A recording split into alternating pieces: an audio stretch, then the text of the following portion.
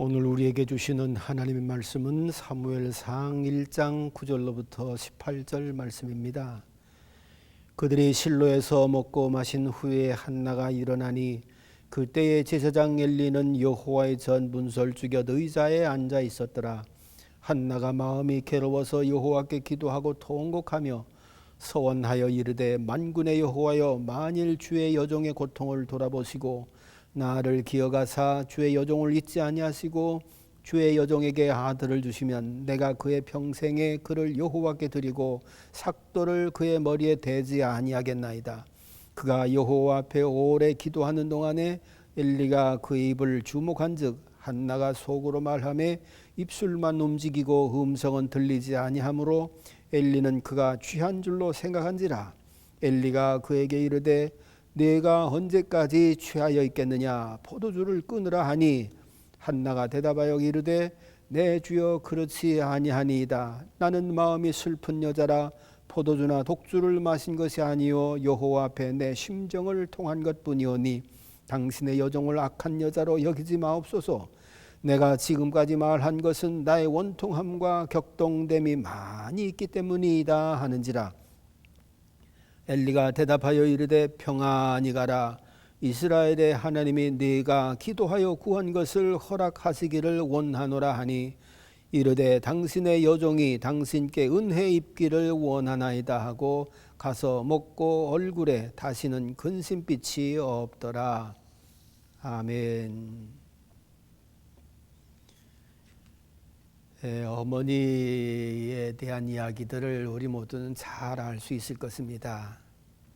아마 이때쯤 되면은 나실 제 괴로움 다 잊으시고 기르실 제 밤낮으로 애쓰는 마음, 진자리 마른 자리 가라 누이시며 손발이 다 닳도록 고생하시네.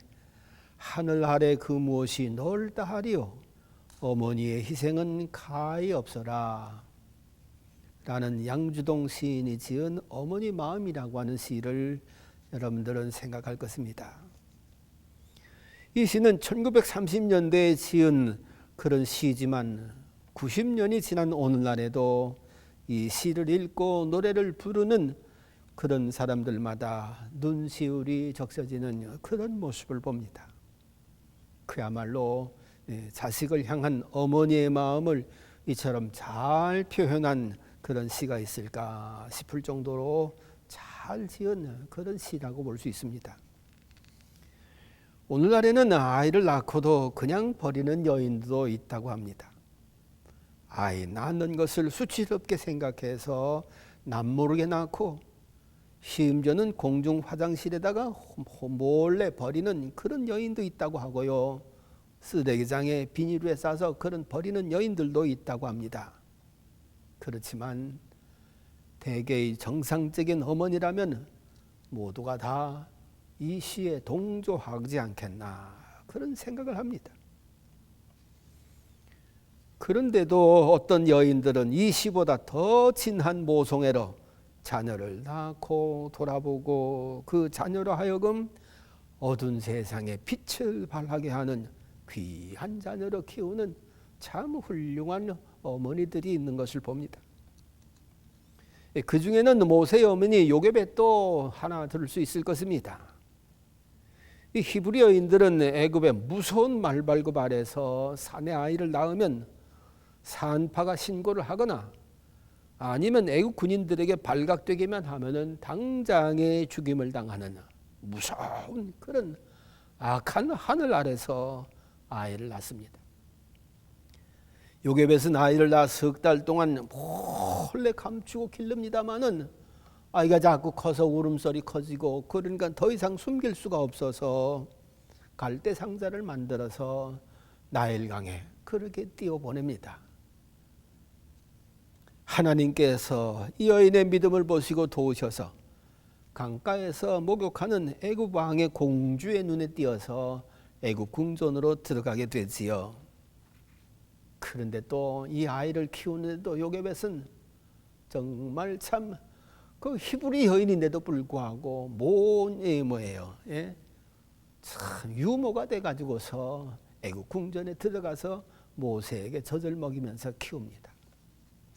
여러분 히브리 여인들은 그 특징이 뭐예요? 젖을 먹이면서 문화를 얘기하고 민족에 대한 이야기를 하고 하나님에 대한 이야기를 하고 그리고 말을 하고 그래서 그 아이를 히브리 사람으로 키우게 그렇게 한다는 것입니다. 그래서 어머니가 히브리인 사람은 그 아이는 히브리인이 되지만 어머니가 히브리인이 아니면 아버지가 히브리인이라도 히브리인이 되지 않는다고도 합니다. 그만큼 이 히브리인의 자녀 교육은 철저한 거지요. 그 아래서 모세가 자랐으니 40년 동안 자라면서 애굽을 다 익히고 동족 사랑하는 사람으로 그렇게 애국하는 마음으로 그렇게 자라난 거지요. 그런데 40이 돼서 동족들이 고난당하는 그런 모습을 이렇게 바깥에 나가면서 보니까는 뭐 동족 사랑하는 마음이 불릴 듯이 일어납니다. 이래가지고 동족을 괴롭히는 애굽 족속을 때려눕히지 않습니까? 이게 발각돼 가지고서 더 이상 애굽에서 살 수 없어서 저 먼 미디안 광야로 가서 살지 않습니까? 그런데 보세요. 40년 광야 생활 후에 80세가 됐는데 하나님께서 이 모세를 부르셔서 애굽에 가라. 내 백성을 인도해내라. 엄청난 사명을 주시는데 처음 모세는 거절을 몇 번 하다가 나중에 순종해서 애굽으로 내려가서 장정만도 60만이 넘는 거대한 민족을 애굽에서 다 출애굽시켜서 자유민이 되게 하는 엄청난 민족의 지도자로 크지 않습니까? 여러분 그 어머니의 수고가 얼마나 크겠습니까? 참 모세를 이렇게 키운 요게벳 훌륭한 어머니라고 볼 수가 있겠지요. 그런가 하면 오늘 본문에 나오는 한나 역시 참 훌륭한 어머니라고 볼 수 있을 것입니다. 물론 어머니 내신 모든 분들이 다 훌륭한 여인입니다만은 그래도 그 중에서 낫다고 생각할 수 있는 여인이 있다면 이 한나라고도 볼 수가 있겠지요. 왜 그러냐면 한나는 이 자녀를 낳는 일이 그렇게 고통스러울 수가 없는 겁니다. 정말로 자녀 한 번 낳는 일이 너무너무나도 인생일 때 가장 큰 어려움이라고 볼 수가 있겠지요. 왜 그러냐 하면은 자녀를 낳지를 못하는 거예요. 그 이유가 1장 6절에 보면은 여호와께서 그를 성태치 못하게 하심으로 하나님께서 아이 못 낳게 하는데야 무슨 재주로 여인이 아이를 낳을 수가 있겠어요? 남편 엘가나가 이 한나를 지극히 사랑을 하고 다른 여인보다 2배 이상의 큰 사랑을 베풀어 줘도 그 사랑이 한나가 자녀를 잉태하는 일에는 전혀 상관이 없이 되고 맙니다. 그러니까 자녀를 얻기는 얻어야 되겠는데 엘가나도 할 수 없이 둘째를 얻지 않습니까? 분인나? 그런데 분인나는 부인으로 들어서자마자 아이를 덜커덕 그렇게 생산해낸 겁니다. 그러니 참 기가 막힌 일이지요. 이래가지고 두 여인이 한 가정에 사는데 이 분인나가 좀 성격이 못된 모양입니다. 한나를 괴롭히는데요. 그 심령을 격동시켰다고 했습니다. 이 격동시켰다고 하는 얘기는 듣기 싫은 소리, 안 들었으면 좋을 이야기 이런 것들만 골라서 해서 그 한나를 괴롭혔다는 거예요. 그러니까 마음이 격동했다는 것이지요. 멸시천대하는 얘기 아마 쉽게 얘기하면 그랬잖아요. 애기도 못 낳는 주제에 아마 그러지 않았겠는가. 그래가면서 비판하고 욕하고. 여러분 한나가 이렇게 애기 못 낳는 게 남편의 사랑이 부족했습니까? 무슨 가정이 열악해서 그렇습니까? 여인이 건강하지 못해서 그렇습니까? 다른 이유 하나도 없습니다. 다 조건은 충분합니다.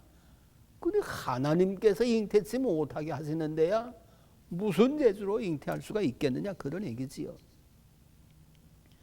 그런데도 불구하고 하나는 아이를 갖고자 하는 소망을 결코 포기하지를 않습니다.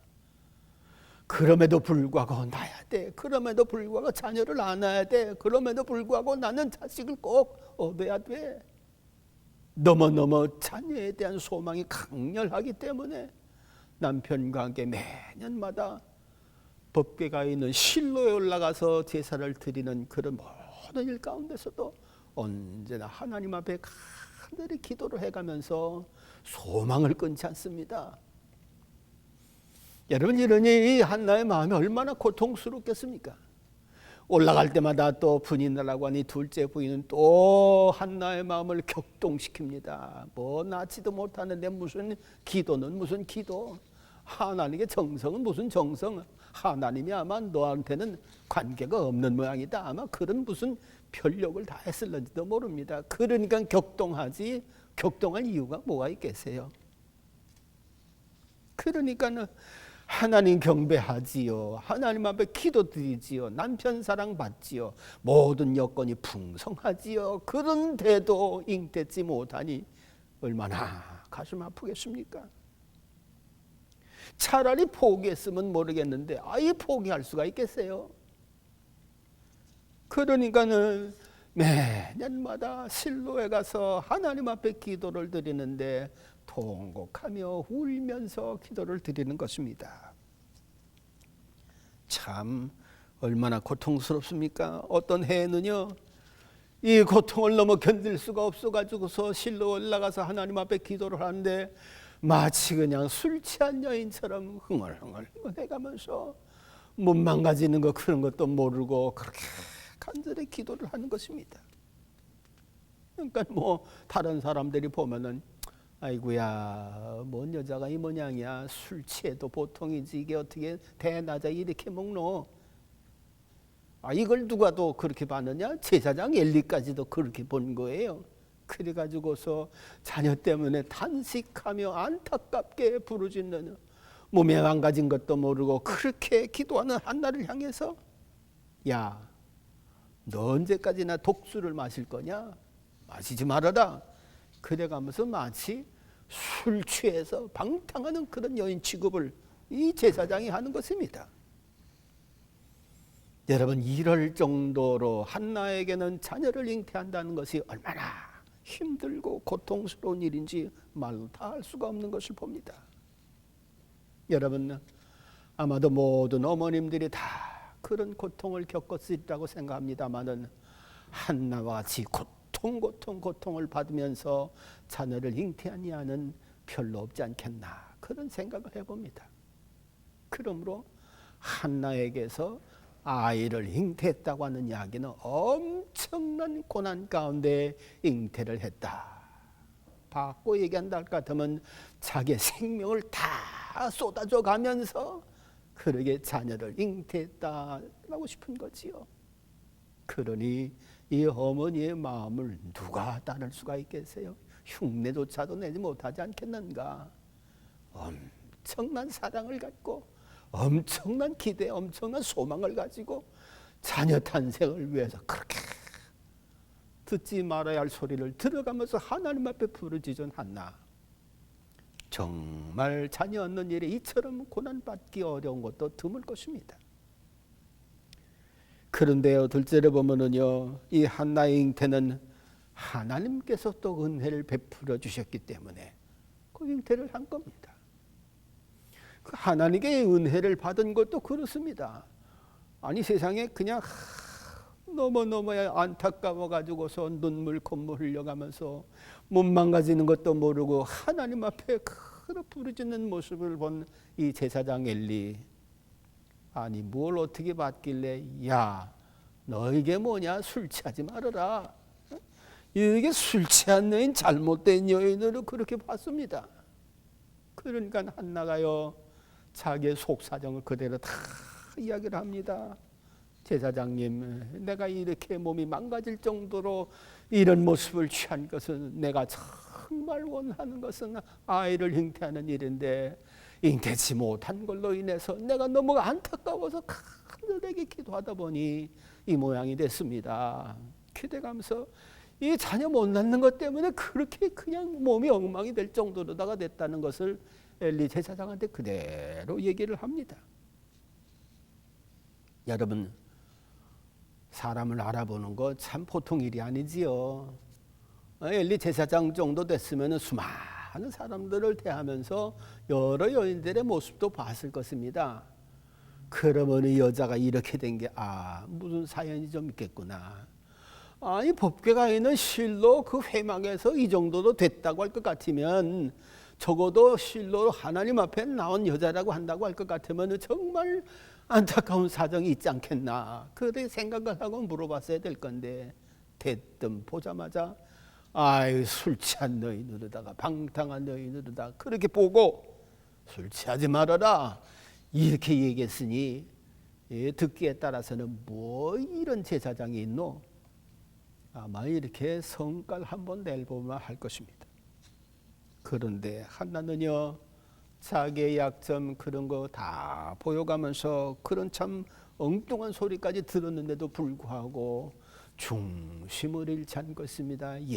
대제사장님, 제가 이렇게 된 것은 아기를 낳지 못하는 것 때문에 마음에 격동되어지는 일들이 생기고 너무 안타까워서 이렇게 됐습니다. 그래가면서 하나님 앞에 간절히 기도한 그 이유, 이렇게 몸이 망가질 정도로 된 이유, 자녀를 꼭 얻기를 원하는 것 때문에 그렇다고 사정을 다 얘기합니다. 그랬더니만은요, 엘리 제사장이 17절에 볼 것 같으면은 엘리가 대답하여 가라되 평안히 가라. 이스라엘의 하나님이 너의 기도하여 구한 것을 허락하시기를 원하노라. 어떻게 이런 말을 할 수가 있는지. 객관적으로 보면은요, 엘리 제사장 신통하지 못한 사람입니다. 그런데 그가 그래, 너 기도 하나님께서 들으신 것 같다. 하나님께서 네 기도한 것 그대로 응답해 주시기를 바란다. 그런데요, 이 엘리 제사장을 어떻게 보느냐에 따라서 그가 하는 말을 믿을 수도 있고 안 믿을 수도 있을 것입니다. 여러분 그렇잖아요.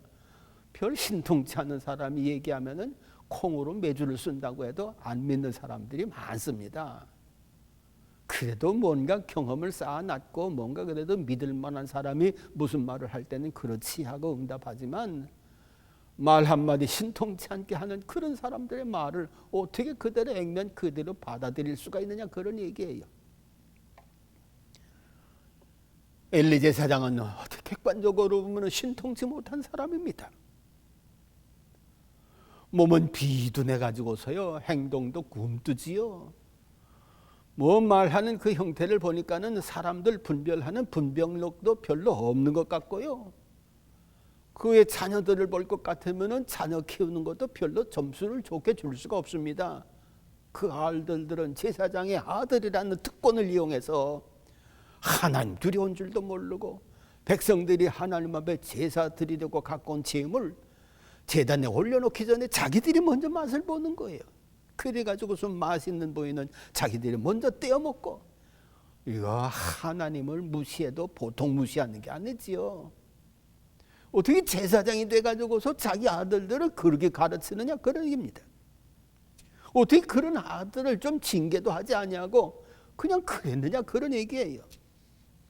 그러니까는 아버지로서도 별로 신통치 못하고요, 제사장으로서도 별로 신통치 못하고요, 그의 행동이나 굼뜨는 행실 이런 것 봐도 참 믿음이 가지를 않고요. 여러분, 그런 엘리 제사장이 그래, 너의 구한 것을 하나님께서 들어 응답하시기를 원한다. 이 말을 어떻게 액면 그대로 받아들일 수가 있느냐, 그런 얘기예요.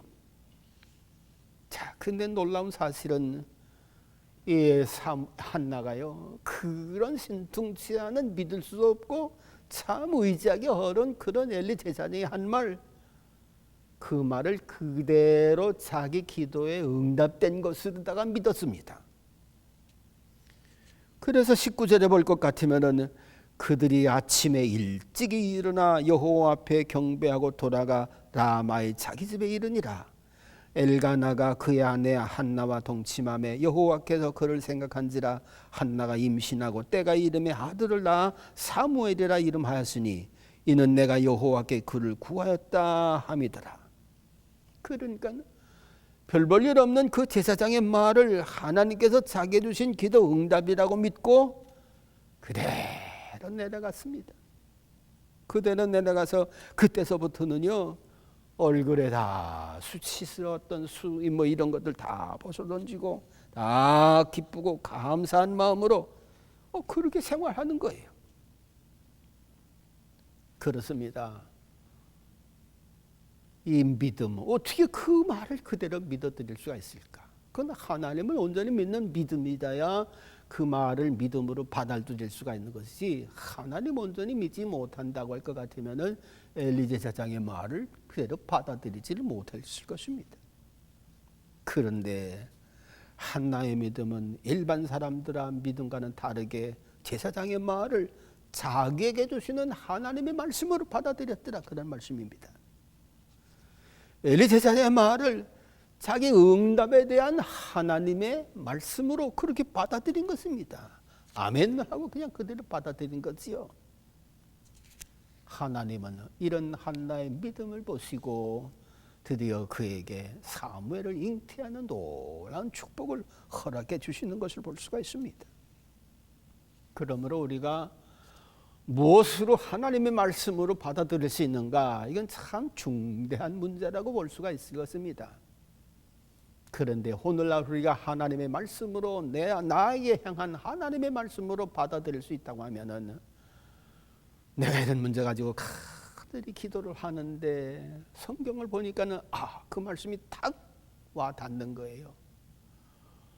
똑같은 성경, 늘 보던 성경인데 이상하게 그날은 그 말씀이 내게 막 힘이 돼 가지고서 그 말씀이 내게 강하게 떠오르는 그런 것들은 분명히 하나님께서 주신 말씀이다, 그렇게 생각할 수가 있는 것이지요.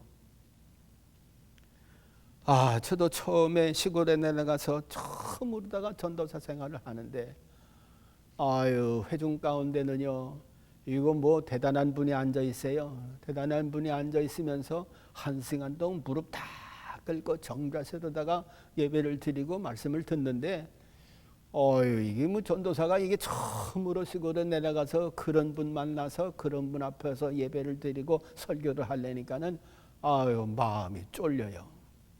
잘 되지를 않아요. 너무나도 마음이 불안한 상태로서는 할 수가 없었기 때문에 나도 작정을 하고 서울 기도원에 올라가서 제가 늘 자주 찾아다니던 한월산 기도원, 거기 가서 일주일을 간절히 기도를 했습니다. 일주일째 기도를 하고 내려와도 마음이 답답합니다. 어떻게 하나. 그래가지고서 내려오기 전에 산에 올라가서 성경을 보는데 성경 말씀 그 중에 한 부분이 나를 확 사로잡습니다. 내가 너로 구제를 주겠다.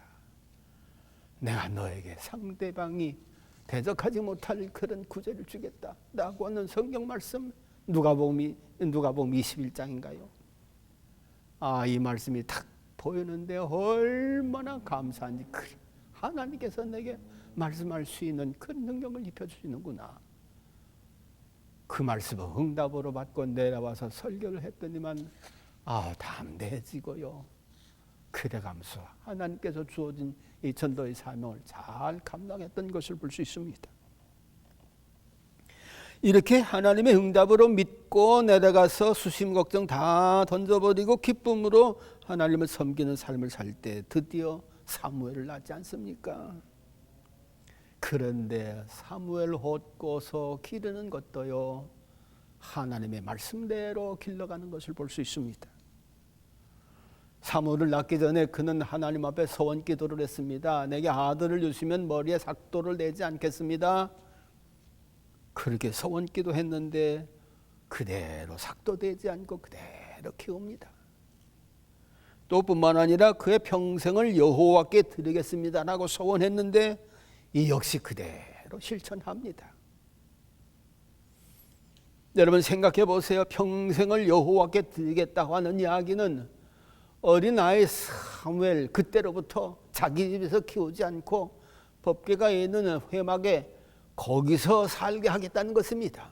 거기서 하나님의 일을 하는 하나님의 일꾼으로 바치겠다는 것입니다. 여러분 어떻게 생각하십니까? 이제 젖대기 시작하는 그때, 젖을 뗐다 하더라도 그러지요. 이 자녀 기르다 보니까 애가 젖을 뗐는데도 불구하고요, 엄마 품을 찾고요, 엄마를 그리워하고요, 그저 늘 엄마 품을 파고듭니다. 그러니까 사무엘이 젖될 때가 됐다고 하는 이야기는 아직까지도 어리고 엄마 품을 그리워하는 그런 때라고 볼 수가 있는 거지요. 여러분, 이런 때에 그를 실로에 데리고 가서 거기서 하나님의 일을 하기 위한 삶을 살 수 있도록 그를 떼어놓고 온다고 하는 이야기는 어머니로서 참 마음 안 끊어지는 그런 일일 것입니다. 떨어질 때는 그랬을 거예요. 엄마 어디가? 또 울부짖는 그 사무엘을 보고 마음을 또 돌이키지 않겠나, 그런 생각도 해봤을 것입니다만, 하나님과 약속한 것이기 때문에 평생을 그를 여호와 앞에 드리겠다. 그렇습니다. 하나님을 온전히 믿는 믿음을 가졌기에 그는 아이 사무엘이 졌을 때에서 어머니 품을 여전히 그리워하는 그런 때라도 실로에 가서 그 아이를 거기다 내려놓고 거기서 살 수 있도록 그렇게 했다는 거지요. 정말로 하나님을 중히 여기는 그런 한나의 믿음이라고 볼 수가 있습니다. 실상 한나는 하나님 앞에 기도를 할 때 하나님 경외하는 그 믿음의 정도를 이 2장에서 드러내는 때가 있는데, 2장 10절에 볼 것 같으면 여호와를 대적하는 자는 산산히 깨어질 것이라. 또 뿐만 아니라 2장 6절에는 여호와는 죽이기도 하시고 살리기도 하시며 수월에 내리기도 하시고 거기서 올리시는도다. 7절은 여호와는 가난하게도 하시고 부하게도 하시며 낮추기도 하시고 높이기도 하시는도다. 하나님의 절대 주권을 믿는 그 믿음을 가지고 있었기 때문에 자기가 서약한 것은 그대로 지키는 그런 실천을 했더라, 그런 말씀입니다. 아마 사무엘도 모친인 한나를 그리워했을 것입니다. 한나 역시 사무엘 두고 오는 것을 심히 안타까워했을 것입니다. 다 큰 노총각도 혼자 두고 그저 그냥 먼 길 떠날 때는 마음이 찡합니다. 하물며 이제 겨우 젖된 사무엘을 떼어놓고 이게 집으로다가 간다고 한 것은요, 이건 정말 하나님을 어느 믿지 아니하고서는 할 수 없는 참 믿음의 행실이요, 약속을 그대로 지키는 참 신실한 믿음의 행동이라고 볼 수가 있는 것입니다. 그러니까는 한나는 하나님과 약속한 것 그대로 지켜가면서 어떻게 하겠어요? 두고 온 아들 생각만 해도 마음이 저리니 하나님 앞에 또 기도하지 않겠어요? 그러니까 한나의 기도는 하늘을 움직이는 노하는 기도가 되는 것을 볼 수 있습니다. 결국 이런 한나의 믿음 안에서 탄생했고 믿음으로 돌봄을 받았고 믿음의 역사를 만났던 사무엘, 그 어머니의 믿음을 본받아 그도 기도하는 사람이 되고요, 온전한 믿음의 사람이 되고요. 난 아무리 생각을 해도 참 신기합니다. 아니 실로 그 회막, 그 부모 벌써 다 떨어지는데 거기 있는 사람들의 형편이 어떻습니까? 참 너무너무나도 악한 환경입니다. 엘리 제사장 아시는 대로 그런 사람이죠. 분별력 제대로 없지요. 잘 지도 못하지요. 그 아들들 여전히 그렇게 하나님 두려운 줄도 모르고 자기 입은 먹을 것만 생각을 하고 자기 입속만 생각하지요. 아니 그 실론도 이상해요. 이런 제사장의 아들들이 어떻게 거기서 봉사하는 여인들하고 그렇게도 음란한 행동을 합니까? 그러니까 그 실로의 분위기는요, 그 안에서는요, 하나님을 믿으니까 사람을 믿을 수가 있지, 하나님 믿지 않고서는요 누구도 믿을 수 없는 그런 참 험악한 분위기입니다. 죄악된 분위기입니다. 여러분, 그런 분위기 속에서 어린 사무엘이 자란다고 하는 것이 얼마나 악한 환경입니까? 그런 악한 환경 속에 자랐음에도 불구하고 그의 마음은 얼마나 순수했던지 누구도 듣지 못하는 하나님의 음성을 듣지 않습니까? 여러분, 기도 그림 가운데 어린아이가 두 손 모아서 하늘을 향해서 이렇게 하는 그런 모습 보지 않아요? 그 어린 사무엘의 기도하는 모습을 그렸다는 거지요. 그러니까 그가 밤중에 사무엘아, 사무엘아, 뭐 생전 처음 뭐 하나님의 음성을 들어봤어야지. 제사장이 부르는 줄 알고 쫓아갔더니만 아니다, 나 안 불렀다. 또 그러니까 사무엘아 부르던 안 불렀다. 이렇게 하나님과 진실하게 하나님의 말씀을 들을 수 있는 그가 될 수 있도록 된 것은 그런 악의 무리들에 물들지 아니하고 엄마의 믿음을 본받아서 기도하며 하나님을 경외하면서 어릴 때로부터 자랐기 때문에 그런 하나님과 교통하는 노란 축복을 받지 않았겠는가. 그렇습니다. 우리 모두는 누가 내 어머니인지 알지도 못할 때 핏덩이로 세상에 태어났습니다. 그 이전 잉태하기 전부터. 그러나 우리는 어머니의 사랑 가운데 태어난 거지요. 어머니의 보이지 않는 돌보심과 그 희생 가운데 우리 모두가 다 세상에 태어난 것이라고 볼 수 있습니다. 여러분, 그때는 어땠습니까? 내가 어머니를 위해서 아무것도 할 수 없는 때입니다. 그럼에도 불구하고 어머니는 어머니의 모든 것을 다해서 자녀를 낳았고 자녀를 키웠고 돌봤고 마음과 뜻과 정성을 다해서 오늘날 그렇게 노래 부르는 그 시처럼 나 실제 괴로움 다 잊으시고 참 귀한 어머니 은혜 생각만 할수록 감사한 것이요. 그러므로 어머니를 생각할 때마다 우리는 하나님을 경외하는 것과 나 위하여 고난받으신 하나님께 감사하는 마음을 결단코 잊지 말아야 할 것입니다. 또한 신앙 안에서 어머니의 마음을 본받아서 자녀들을 살피고 돌보고 위하여 기도하는 일을 우리는 끊임없이 해야 될 줄로 믿습니다. 이런 어머니로 인해서 자녀들이 잘 되고 그 자녀 잘 되는 것을 통해서 온 세상까지도 잘 되어지는 놀라운 역사가 있어야 되는 거지요. 어머니 나를 맞을 때 이런 한나의 믿음을 우리 생각해 보면서 이 믿음을 한번 실천해 나가는 저와 여러분들 될 수 있기를 바랍니다. 기도하겠습니다. 하나님 아버지, 우리가 어머니를 알기도 전에 어머니는 우리를 위해서 생명같이 귀한 희생을 하셨고 우리가 어머니를 인식하기도 전에 어머니는 우리의 모든 것들을 위하여 수고와 사랑과 정성과 돌봄을 다 하신 것 생각할 때 감사, 찬송, 영광을 돌립니다. 하나님 또한 우리가 하나님을 알기도 전에 우리를 사랑하시고 우리를 구원해내시고자 예수 그리스도를 이 땅에 보내신 것 생각할 때 감사를 드립니다. 아버지 하나님 베풀어 주신 그 사랑 잊지 않는 저희들 댁에 하옵시고 그 사랑 입은 저희들 또한 사랑을 베푸는 사람들이 되어져서 하나님을 기쁘시게 하고 자녀들에게 귀한 부모로서 삶을 살아갈 수 있는 귀한 삶을 하나님이 살아갈 수 있도록 도와주시옵소서. 주님께 모든 것도 의지하옵고 감사드리며 예수님 이름으로 기도하옵나이다. 아멘.